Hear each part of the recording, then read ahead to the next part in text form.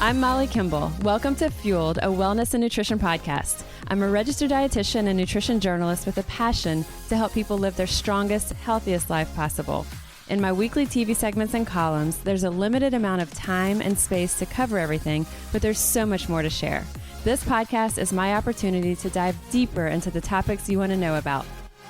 Today's episode is about judgment, and in particular, are we too judgy about food and nutrition? So I wrote a column a few weeks ago recently for Thrive Global, and that was what the topic was. Are we too judgy when it comes to food and nutrition? And the feedback I got on the article was really fantastic. It resonated with a lot of people on both sides that yes, sometimes I do feel like I'm probably too judgy, or sometimes, yeah, I get that all the time. I feel like I'm getting the stink eye from people. So today, in just a bit, we're going to be exploring this topic a little deeper with one of my really good friends, someone I respect a lot, licensed clinical social worker, Kevinbourgeois. He's in private practice here in New Orleans, and he'll have a lot of insight for us and also some humor to share with it. But basically, when we're looking at judgment around food and nutrition, there's so much that we do and we don't do because of fear of judgment. And that judgment sometimes is judgment we're casting toward ourselves. Sometimes it's towards other people. And it doesn't always come from a bad place. And a lot of times it's actually coming from a really good place. We may think that what we're doing when it comes to fueling our bodies works so well for us, we can't understand why everybody's not doing it. And this can be very divisive. We see it on social media. There can be harsh comments. There's snarky comments at best. They can be really emotionally damaging at worst. So we see it in social media. We see it in families. We see it with coworkers. If you're at the gym, whatever it is, or even when you're in the grocery line, you can see something in someone's cart and you get the eyebrow raise or something. So like it or not, also, we've probably all done it at some point. It's just to what extreme and to what awareness do we have of it? One of the extremes that I see a lot is something like keto versus vegan.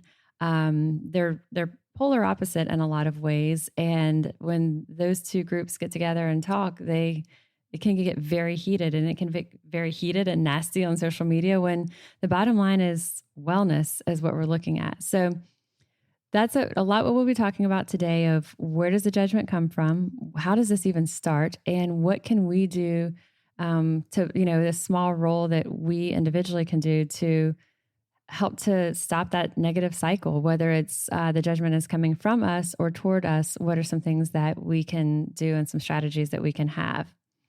And it happens to all of us. It happens to me. It happens to all of us.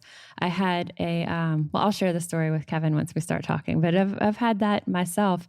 And I also realized as a dietitian that I try not to push my views on clients. I try to educate, slow down, tune in, listen, hear where they're coming from, guide, educate, and lead with love and compassion and not force. And so that's kind of what Kevin and I will be exploring today. So welcome, Kevin. I am really happy to have you here. I think this is your first podcast guest. It's good to be here. Thank you.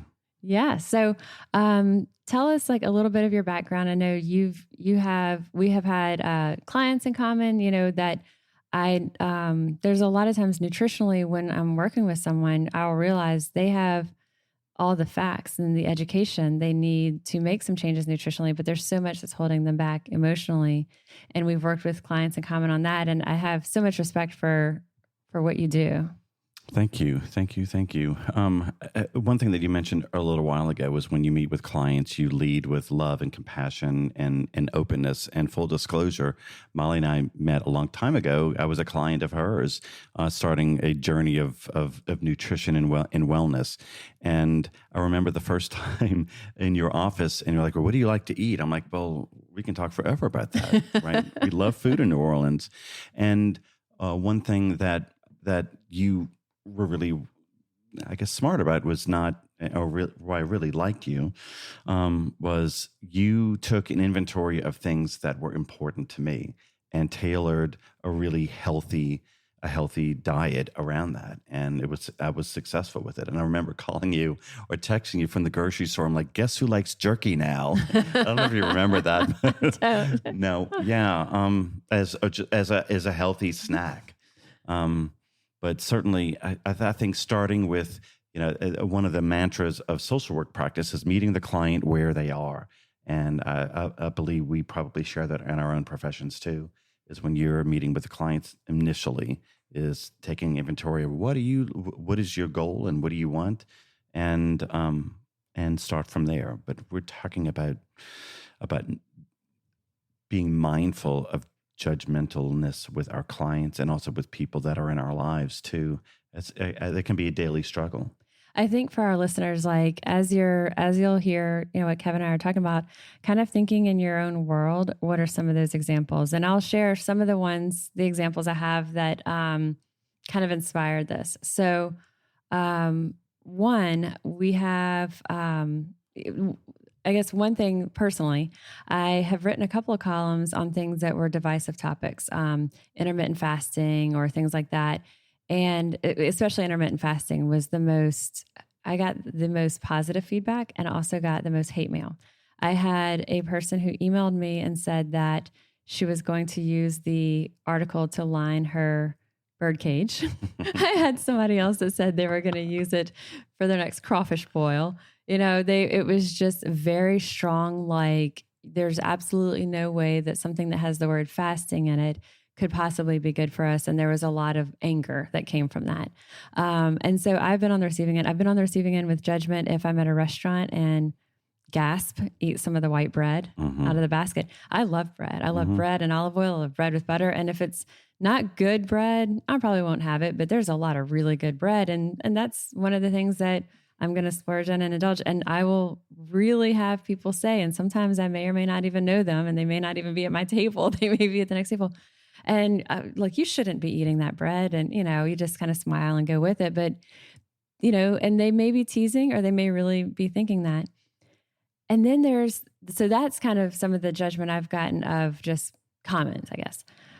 But what I think the thing that gets me the most upset about it is when I call it elitist wellness or elitist nutrition approach. And it's let's just say the person who, their lifestyle consists of the greens juice, the kombucha, the holistic type thing. And all of those things are good. And I like those things and do those things myself, but we can't expect that everybody does those. And I had a conversation with somebody and I was telling them about, we had, I believe there was two different ones, but one was our Alcohol Free for 40 initiative. And then one was talking about our Eat Fit King Cake. And the response was, oh, the people who come here to this particular health place, we'll just leave it at that, my clients, they don't drink and they don't eat king cake.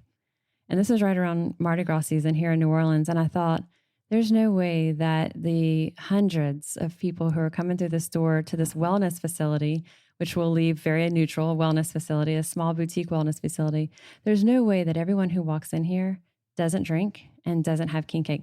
What happens is the person that I was talking to, I felt had such an elitist approach that they were probably just lying and saying that. So that's kind of where I was like, do you really think that all these people don't do this?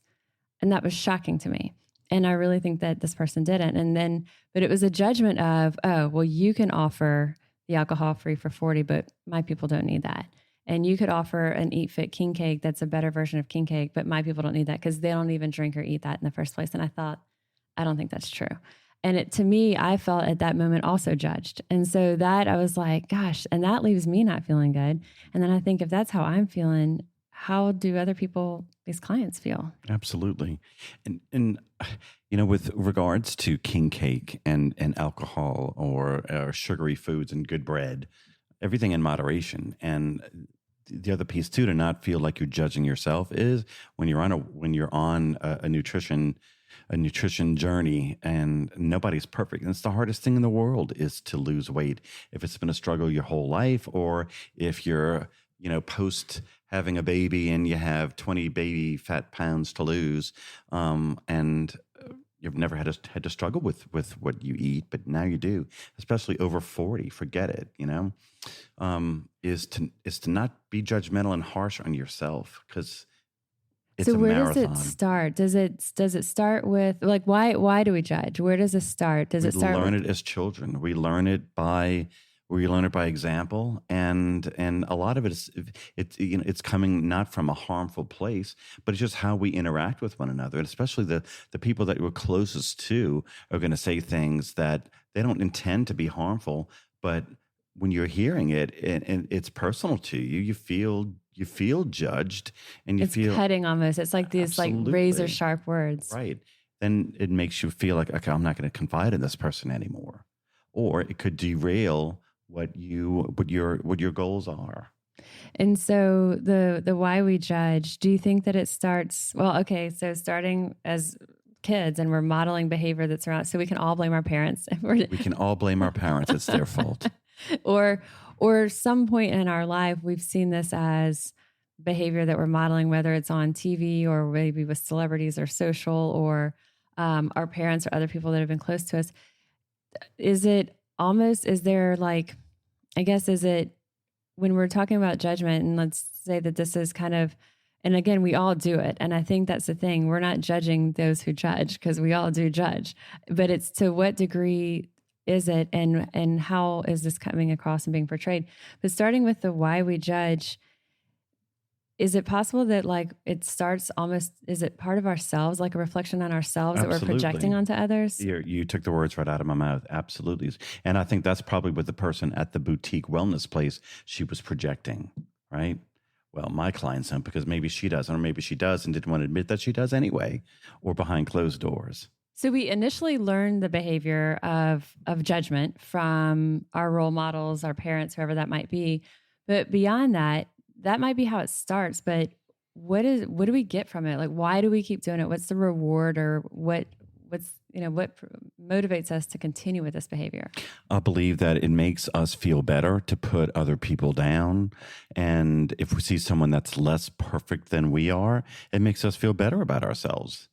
Nobody's perfect, but if we see someone that weighs a little bit more than us, and we see that they're eating something that's unhealthy, it's second nature to be able to say, well, if you would watch what you're eating and eat less sugar, you wouldn't be as heavy as you are, and kind of cast that negative eye toward it. Absolutely. Do you think that we all have some level of that? Or do some of us have a higher level of compassion that when we see that, it breaks our heart?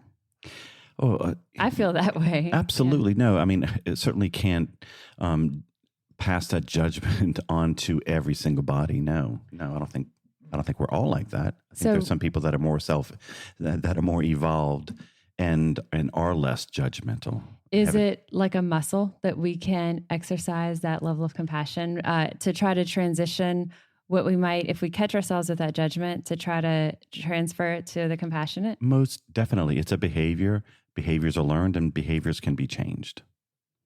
I had, we were on a flight, and I saw the lady across the aisle called to the flight attendant before the plane took off, and she had to request a seatbelt extender. And it hurt me, like my heart hurt. Mm-hmm. And it made me really sad for that. And I thought, man, how she must feel to have to ask for this. And I thought, what kind of place she probably feels that she's in. And then as we were on the flight and there was the in-flight service, she ordered a regular Coke. Mm-hmm. And I don't know, you never know what's going on of why she ordered it. But the thought went through my head, I wish she wasn't ordering that Coke, Mm-hmm. and I had that fleeting thought of, oh my gosh, I almost, it's not my place, of course, to say anything, but the nutritionist part of me is watching this happen and thinking, oh man, the situation, it broke my heart. And then when I saw her order that Coke, I think what might have been the fleeting of judgment was really more of a pain for me. It was like I felt pain and compassion for that. I think that you took the words right out of my mouth. You were coming from a place of compassion, not judgment. Because I already could imagine how horrible that had to feel to ask for that. And then what you're doing is only perpetuating this, And so that for me is, I think, maybe a goal, not to say that, oh, I'm great at the compassion, because we all have that level of, whether it's food, nutrition, or other things in our life, we all have the eye roll, here and there, but trying to catch ourselves that when we do have that, we don't know where that person's coming from, and we don't know what things are going through. And we also don't know what we see that person eating or doing may be so much better than what they used to do. It might be a giant level of improvement, Sure. And you can look at judgment on a continuum or a scale of empathy. Some people are more empathic than others. A way to change behavior and something to think about is, how can I show more empathy towards people that either I'm close to and that I love, and complete strangers. Always go for the empathy first. So in this lady's case, maybe ordering a Coke was better than the 3 Cokes she used to do, or whatever it used to be, So we never know what we're seeing. Is just that one snapshot that we're seeing. We don't know the whole story behind it. Right. Yeah. So, okay. So I think that's a great goal for me. I think for all of us to think of is, when we do catch ourselves with that flash of judgment, that flash of maybe impatience or judgment, to try to slide ourselves on that scale to more compassion and empathy. Right. All right. So if we're looking at modifying our judgment behavior, and we're looking at, where do we start? What do we start looking at the judgment we put into ourselves, or do we start looking at the judgment we're casting outward? Well, a little bit of both, and we may touch on this later. But in terms of how we communicate with people in our lives, like close friends, spouse. But the why we judge, it's learned behavior. Is it possible to change that behavior? But let's kind of get to the core of that. How much can we change if we tend to always have that kind of running tally of judgment in our heads? How much is that malleable? It is. Well, that behavior can change if both parties acknowledge that, wait, that sounded judgmental, or I'm sorry, did you hear me judging you? Well, more like the person who is very judgmental. How much can a person change? Not at all. Not at all. So the person's we are not who gonna we change. are, right? And so if you know that you're going to a dinner party or out running with someone, and this person's already judgmental, and you don't want to deal with feeling like you're put under a microscope, just keep it to yourself. That's what I'll recommend to clients too. Don't feel like you need to share what you're doing. Keep it to yourself. But back to, I guess I'm trying to talk to the judgers out there for a second. If you're listening to this and you think, okay, I do that, and I have the snap reaction, or I make assumptions that maybe aren't there, and that can be the core of who we are. But while we can't change the person, as you say, we can change behaviors. Right. So how much, how do we start? Because I think some of us listening, I think all of us listening, let's stop for a sec on this. I think we can all think of someone in times that we've been judged in our lives recently, probably, and people that are currently in our lives that we do feel that judgment when we have these conversations. So I think Kevin and I will talk about strategies when you're on the receiving end, but then also stop for a minute and think what we might have said in the past day, the past week, the past month, that might have not been intended as judgmental, but that person or whatever the situation is may have perceived it as judgmental. Maybe there's things that that's not our intent, but it can come across that way. Absolutely. For an example, it's nothing to do with food, but last night I went to watch my friends play tennis at City Park, and one of them was serving, and it was way out. I'm like, double fault. I'm like, David, that was long. He goes, yeah, I know. And he was joking back with me, but he probably heard that because he was trying really hard. It was hot last night. And I'm like, you know what? That probably sounded really judgmental and not supportive. I was joking with him, but he probably didn't think it was a joke. He didn't need it. He didn't need to hear that during a match. Right. And so, I admit I can be very judgmental. We all can. So it's realizing after the fact. And this comes with age, right? In my 20s, there's no way I could be that self-introspective to understand and appreciate that didn't come out right. And so I asked him later on, he goes, Kevin, I wasn't even paying attention to you. Good. So you did bring it up. Yeah, I did. So I think still talking to the part of ourselves, because we're not talking to just the judges out there. We're talking to all of us because we all do it. So putting on that side of our, tuning into that side of ourselves that we know can kind of have that critical narrative, whether it's towards ourselves or others. So what are I think recognizing it, acknowledging it to the person if we've said it and potentially caused some harm. How are ways that we would say to bring it up to someone if it feels uncomfortable? Like if it's a coworker or something like that. Yeah, that's not easy. That's not easy to do, especially if it's a coworker or if it's your significant other and you don't like confrontation. It's not easy to do. So I like, and I'm not about avoiding, although that seems to be default for many of us, is to avoid stressful situations, strenuous situations. But then, like you said, the person who's on the receiving end of that judgment can sometimes just shut down, and that's not good. Right, exactly. So acknowledging it, and say, hey, what you said, maybe you didn't mean to say it like you did, but this is how I heard it. And then if we're the person who catches ourselves saying, yeah, hey, did I say that wrong? I really love you. I care about you. I want to support you. And sometimes my mouth runs 100 miles an hour before my brain can catch up with it. Sorry about that. And I'll say sometimes, hey, and it could even be days later. I'll say, I wanted to ask if I hope I didn't hurt your feelings, or let me know if this was okay, and then learning and at least acknowledging that. And sometimes they're like, I have no idea what you're even talking about. And sometimes they're like, yeah, that means a lot. Thank you. That is meaningful. It can be meaningful in the moment, and it could be meaningful at a future time. And I think so. Lesson on that is if you've got something that's kind of swirling in your head that you may have said or an interaction and it just doesn't sit right, then acknowledge it, because the worst it's going to do is fester. It's going to fester. And bringing it up, at least maybe it was nothing. And if it was something, then you can at least have that conversation. And especially around food, I think, let's talk about, I guess, when that's a hard line, because let's say someone is struggling with obesity and we know that the candy, the ice cream, the cookies, whatever it is that we're seeing, after dinner or whatever it is, that this is not good for this person. And there's a health thing, at stake as well. And so obviously this is something that we see a ton with spouses, the wife to the husband to the wife. Should you be eating that? The parent to the kid and all.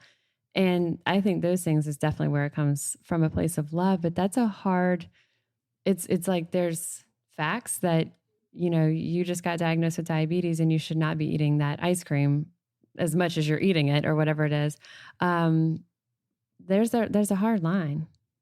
Well, and so if your significant other has diabetes, either don't have tempting sugary things in the house, or create alternatives that are healthy. So providing that environment around it. Absolutely. So if you don't think that your partner, child, parent should be eating a bunch of pizza or pasta or bread, don't bring them to the pizza. Lead by example. Yeah, bring them to a place where they're going to have better options. Definitely. Yeah, I do think that's true too. And the same spouse who might do the grocery shopping is also the one giving the stink eye whenever the things get eaten. Mm-hmm. And then there's also when we hear people talk about what diets they're doing. Mm-hmm.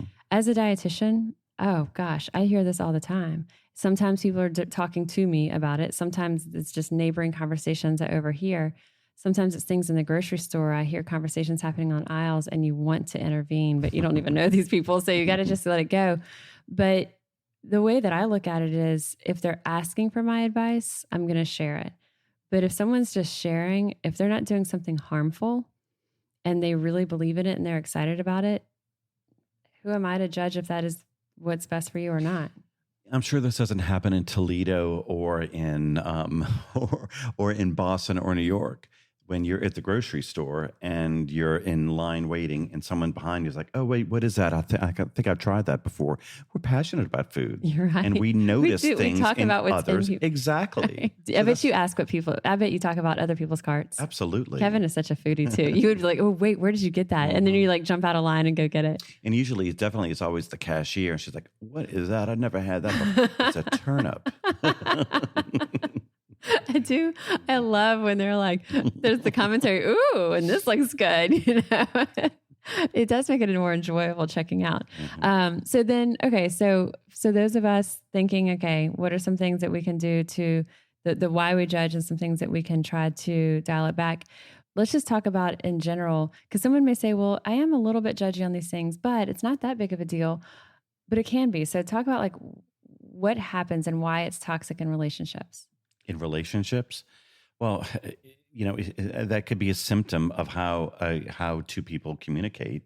It could be a symptom of not or a symptom, just an example of how they relate. And so if they hear something negative with regards to nutrition, it could possibly they could fall off the rails and certainly not help their relationship. And you said before we started the podcast, you were saying if someone is excited maybe about a new diet they're trying or a new approach, a new workout they're going to do, and they're kind of like they're excited about it, and then they get that critical feedback. Yeah, then they could just quit. If that's part of how they're hardwired, if they're vulnerable to criticism and someone that they care about knocks them down, it's possible, likely, that they could just stop trying. They lose that excitement, that Absolutely. enthusiasm. Do you see a big range in levels of judgment in your patients? Do you see some that you're like, oh, wow, this person is so critical of everything? Absolutely. Do you see some that aren't very critical? No, I think everyone is critical. It's just to what degree? Exactly. Yeah, it's human nature to criticize, whether it's positive or negative. In ourselves and others. Yep. So if we are on the receiving end of it, what are some cues that we could, and I think there's some where if it's a stranger that you don't even know, you almost just kind of have to blow it off. That person doesn't matter. Yeah. Or, think of if you want to share something everybody that's personal. Matters. Yeah, but that person's their opinion doesn't matter. Right. Okay. Right. The opinion doesn't matter. So, but if it's someone close to us, we need to address it. What are some ways that we can say if we're feeling that way? I know you may not have meant to say it like this, but this is how it made me feel. Say it again. Simple like that. Say it again. That's perfect. I know you may not have meant what you said, but this is what I heard, and this is how it made me feel. I think that starting it with, I know you may not have meant what you said, or I know you may not have meant it to come across that way. Starting it with that it's non-threatening. It's non-threatening. And then it immediately puts the other person in a positive, like, now that's easier said than done, but that absolutely. So I don't want to gloss over that. That takes a lot of practice to be able to. If you're not used to that, that takes a lot of practice for a lot of people. That's why I said say it again. Yeah, totally. Yeah, it's one of those. It takes a lot of practice and courage to be able to do that. But then once you're used to it, you can use that in every facet of your life: at work, at home, in the grocery store, in the gym, and on an airplane. So prefacing it with, you may not have meant it to come across that way, or I know that you probably didn't mean it to sound that way, but here's how I felt, or here's how it made me feel. But prefacing it with that. So I think to what you just said, it can be hard to say that if you haven't been saying these words before. My recommendation is if you have someone that you feel kind of, it's like this criticism is beating you down a little bit, and you do think, okay, I do need to address this. Truly, literally say these words out loud and practice them out loud. Absolutely. I've done that before difficult conversations because you're just not used to how those sound coming out of your lips. And so saying it to yourself a few times so that when you get into that situation, you can say it very calmly, have that smile on your face, somewhat, at least pleasant as much as possible, so that it's not coming across as you're attacking back. And this is similar to, we all have people in our lives that like to vent, and they don't realize that they're venting, but that's exactly what they're doing. And I find myself rolling my eyes like, oh, there they go again. And so I don't want to look, and I don't, but I'm like, okay, this person, I take that personally. That's just part of who I am. When someone is venting about their day, and I feel that's part of what I do. I feel every morsel of someone's pain and someone's anxiety. And so if it's someone that's just a friend, I'm like, oh God, please just like, oh God, how long is he going to go on with this? And because it puts you into work mode immediately. It does. And I'm like, okay, can you just, I know you're just venting, but life is good. You're going to be right. fine. Right. And you share that. Right. Instead of doing the eye roll. Exactly. Yeah. So I think practicing this when you are, and then what about a little, either a verbal cue or a visual cue, especially I think that the relationships that I think something like that can work in is like, whether it's best friends, sisters, mother, daughter, someone who you're close enough with that you can say, okay, if I feel that you're being judgy, this is going to be, or either way, not just you being judgy to me. If either of us are judgy, this is our cue. Like, is there?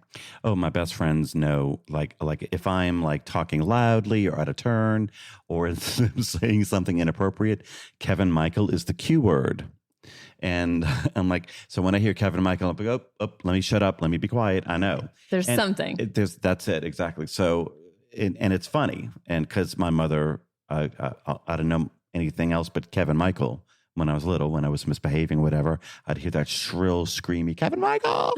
And so I share that with my friends. Hey, if I'm getting out of hand or something like that, Kevin Michael works. And it does work. It does work. Because it's non-threatening and it's not judgmental at all. And this happened in New York with my friends the other day.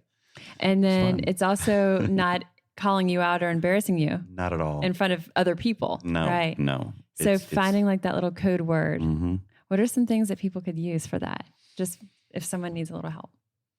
I'm putting you on the spot. No, it's personal. Like if, like their cat's name, right? Or their pet's name. So if it's something that is really significant to this couple or their first kid or something like that, something that is going to be special and private for them, that they know, okay, oh wait, let me tone this down. Or, I know that I need to put the brakes on. Okay. And so it could be a word, it could be a phrase. It could be a word, a phrase, a city that you've traveled to, something that is special, something that is private. And it could also possibly be some sort of sign that you do with your hands or some sort of gesture that you're making otherwise. Absolutely. That can be also maybe beneficial if you are in a situation where you've got other people around you and your, parent, friend, sister, husband, spouse, wife, whatever is that you can kind of have that cue. Okay. Like if it's a grandparent that died and like, oh wait, I think we have to go to Aunt Margie's tonight. Remember? That could be a way of like, okay, it's time for us to leave. Right. But Aunt Margie's not alive anymore. Right. Discuss it ahead of time. But it's having some sort of, what is this going to be? And I think if it's someone that you're super close with, that's a conversation that you can have at least to some degree to say, okay, we need to improve this between the two of us. And that's about judgment just in general. This whole conversation started about nutrition and wellness and judgment. But I think, bringing Kevin in to kind of talk a little bit more, the other side of it, kind of shifting gears a bit, is that fear of judgment that so many of us have, whether it's fear of judgment from ourselves that we think we're not going to do good enough or well enough, or fear of judgment of others. It changes and affects our behavior. There's certain things that we don't do because of fear of judgment. So let's talk about that a bit, of how that can be damaging. How it can change our behavior. Yeah. I think it can shut down. And that to me is, that can be the most frustrating thing as in my field, is people who do shut down and trying to get them, build people up to be able to be to have their self-esteem reestablished. I see it with wellness professionals a lot, that people may have an opinion on food, exercise, movement, whatever. And maybe there's a popular blogger or a popular social media person who's putting information out there that's not accurate. And this person doesn't either counter it or say, no, here's the facts, or they just go along with it because it's easier to do that than to they're afraid to kind of step out on their own. Or also just even putting yourself out there. If there's something you're passionate about and you're coming up with something new, or even sharing that you're doing something because you're afraid you're going to be judged. People often are really nervous about sharing successes on social media because they don't want to have that criticism. And so whether it's, a lot of people overshare about weight loss successes and things, but then other people are almost, fearful of even discussing any successes. So I think that fear of judgment can really influence what we decide to do or not do. Mm-hmm. And so being aware of that, like if there's something you're really passionate about and you're driven about, you want to try it, whether it's nutrition, wellness, exercise, a new workout you want to do, or something that you want to share with others. If that's what you're driven for. And if people in your life see that passion, you want them to share that passion with you, right? You don't want to be knocked down. Like, oh, why would you even try that? Well, someone who's excited about a new workout program or whatever is really excited about it and doesn't want to hear negativity. I've had people tell me that when they've written a blog, for example, and health professionals, dietitians, people who have very meaningful things to say and share, and they have been terrified to post even a very neutral type of a blog because they're very terrified of sharing their opinion. And that's not good, And so I think, and these are people who they know what they're talking about. They've got great ideas and great content to share, but the idea of writing something and posting it on a blog is paralyzing to them. So I think that's just an indication of what fear can do for us. Mm-hmm. There's things that I do all the time that I'll write or I'll put out there, or doing live TV and stuff. That makes me nervous all the time, but you're just like, I used to be, this, Kevin, but like I used to be really, really nervous about the what if I mess up? What if I do this? Now, like my what if has changed to a very positive what if. Hey, what if we do this? What if we do this? And there is a fear of criticism, but it's like, you know what? The excitement and enthusiasm outweighs it. And so trying to listen to that part of you that is very passionate. That's a journey that we all are on, right? It really is, to start from point A to point B, to not take things personally. And that's the hardest thing too. When you're on the receiving end of someone that's being critical of you, is to not take it personally. It's, again, that's easier said than done, but knowing that, okay, when I'm out of the room with this person or this event is over with, I'm going back to my goal. I'm going back to, okay, I know this is healthy. This is good for me. That negativity, that judgment isn't. And that's another thing that people can learn how to do and practice, to alleviate that toxic feeling of being judged. I think that that's a really great point, because if we're in a conversation with someone and we get that criticism, we get that harshness, that I call it like kind of the jagged words, that razor sharp words, a lot of times it has nothing to do with us and it's everything to do with that person. And so like you just said, separating from that, realizing don't take it personally, and then realizing also that venom is directed at all these other people as well. Right. You're just one of a bunch. Right. And so I think if we do see that, that kind of helps us. When I've seen negative comments online on articles that I've done, like the birdcage and crawfish boil one, a lot of times what I would do, there's not a ton of like negative stuff, but if I got some that where I felt harsh, I would click on that person's name and look at the comments they made on other types of articles, all types of things. I mean, stuff about potholes in the streets. They can't help themselves. They can't help themselves, cannot help themselves. The negativity was there. And so that would make me feel better when I saw a trend, because then I was like, I took it a lot less personally. It's hard not to, isn't it? Yeah. I know. Now, if that person had only one comment and it was a negative one to me and they had created a whole profile to make that comment, all right, I'm taking that personally. But for the most part, you would see, no, this is part of a trend that this is how they are. And I was the in the crossfire that day or whatever you would want to call it, but not, not to take it personally.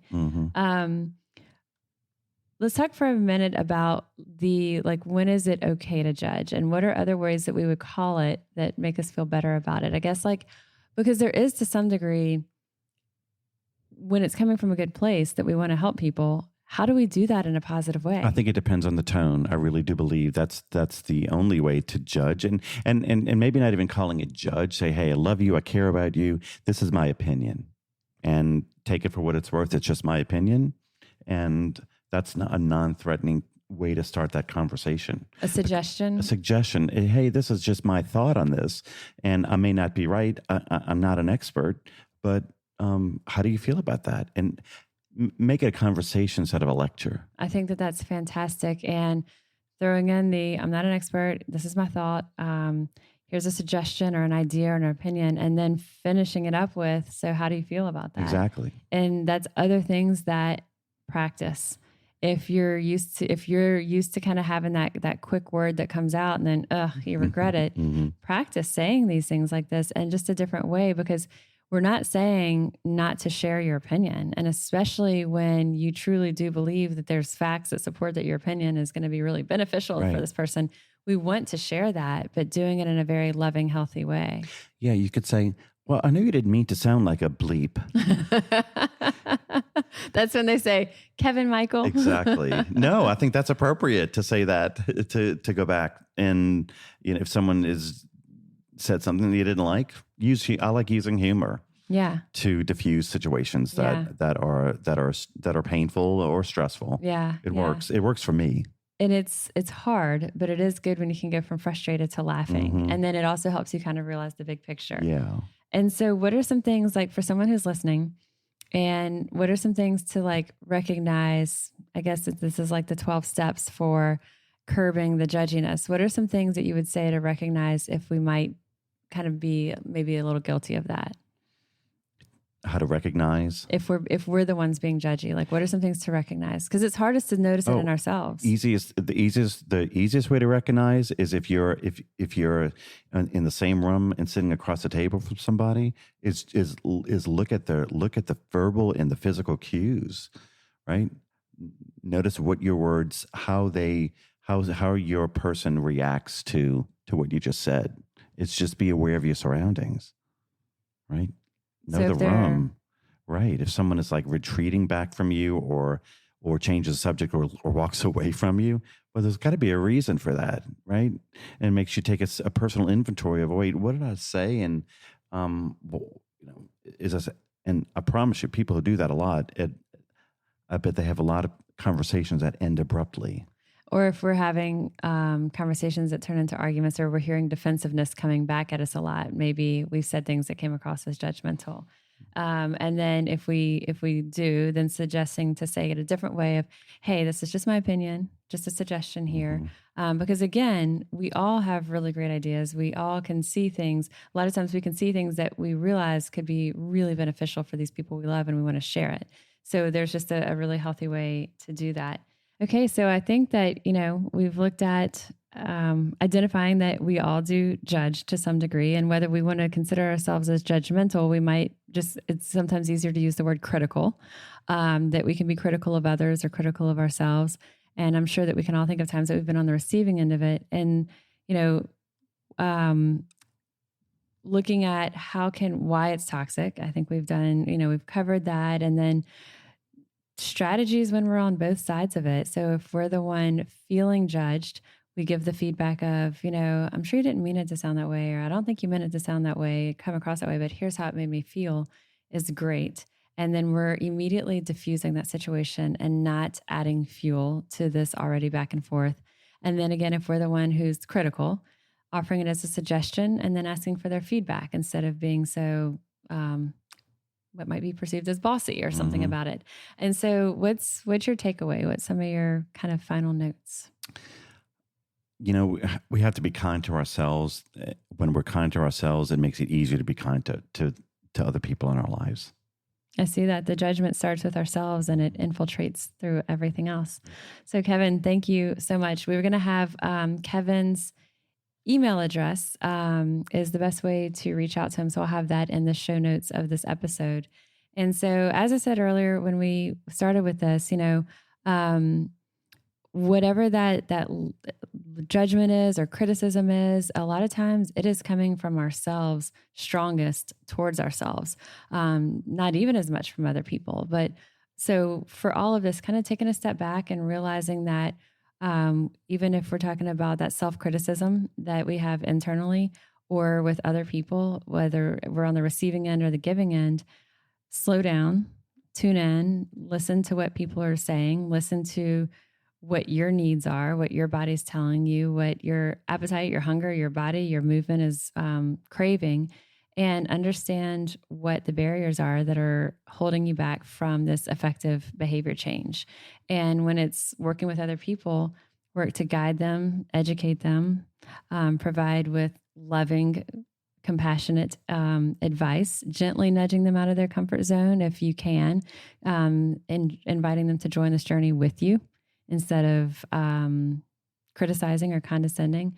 And also, if we are following some sort of a program, some sort of a wellness plan that someone disagrees with, instead of lashing out if we think that what they're doing is wrong or they think what we're doing is wrong, take that gentler approach and increasing our awareness of the kind of energy that we're putting into the world. And if we can instead introduce someone to even a little sliver of what we think is fantastic, inviting them to join this, try this, be a part of it with us instead of scolding them, can just be a really effective way to give that positive message and share our advice or opinion in a way that's not quite so divisive. And like Kevin said, and Ellen says, be kind in our words and let our passions strengthen others and build others up instead of chiseling them down. And the bottom line on all of this is we're all in this, and we're all listening to podcasts like this to build a better version of ourselves. And it's a whole lot easier if we can support each other along the way. So thank you again, Kevin, for joining us. I really appreciate your insight. You're welcome. Thank you for having me, Molly. We're so grateful to Kevin for joining us today. As I mentioned, I'll have his contact information in the show notes of this episode. I hope you enjoyed our conversation. I know I always love my time with Kevin. I always get such great insight from him.